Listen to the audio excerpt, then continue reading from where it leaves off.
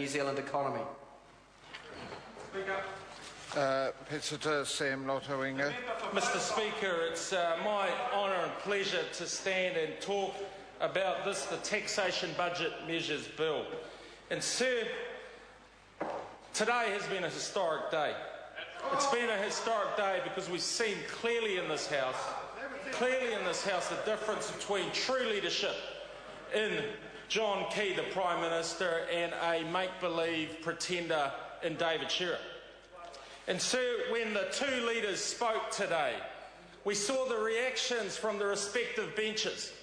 The reactions were one of positivity, clapping and handshakes with the national benches, and we looked across at the Labor benches and we saw a lot of planning and backstabbing because we don't know who the leader is today.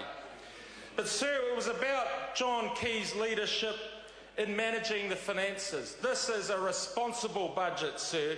It is a budget that will put New Zealand back on the track to recovery. It is a budget that will get us to surplus by 2014-15.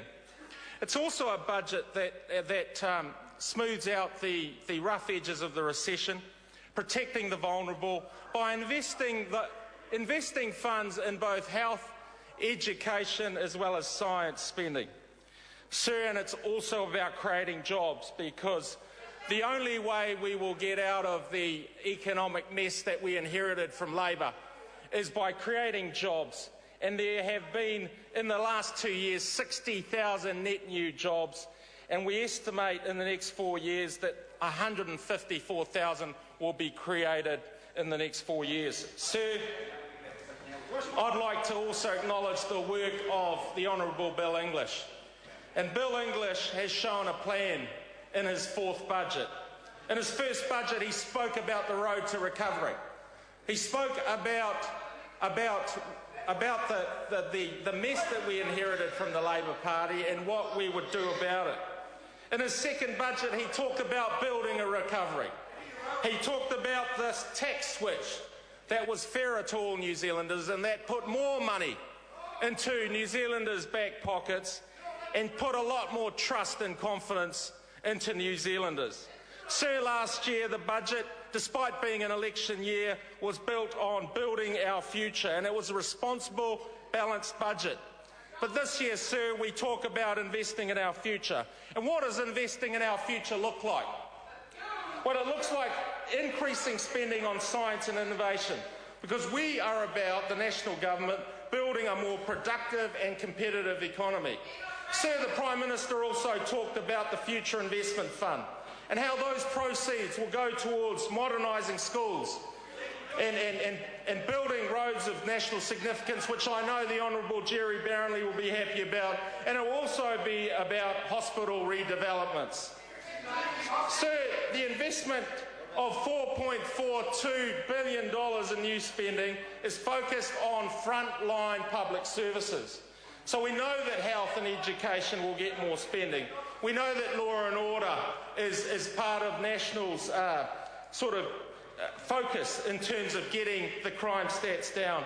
And I also know intimately, as chairman of the Social Services Select Committee, the welfare reforms that we are putting in place.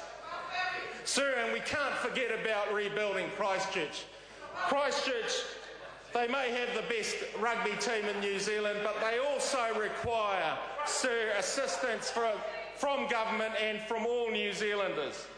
So what does the increase in Science Innovation Fund look like? Well, it's $1.3 billion a year. That's right, Simon O'Connor, member for Tamaki, $1.3 billion every year right through to 2015-16. And may I acknowledge the Minister Joyce for creating a super ministry that will be the engine room and the catalyst for providing the framework and conditions from which we will get out of our economic predicament. Sir, it is also about $166 million that will be put towards developing a new advanced technology institute. But it's also about $100 million extra to increase the performance-based research fund. And I look at members across the aisle there, and they don't believe in performance. They don't believe in performance in schools. They don't believe in performance in public services. And they just don't care, because their idea of growth in this country is to tax more, to borrow more, to spend more, and hope a lot more. Sir, the Future Investment Fund is about ultra-fast broadband. We heard from the Honourable Bill English that it is about planning for spending on 21st century schools. And I know this is exciting in my electorate of Maungakiekie.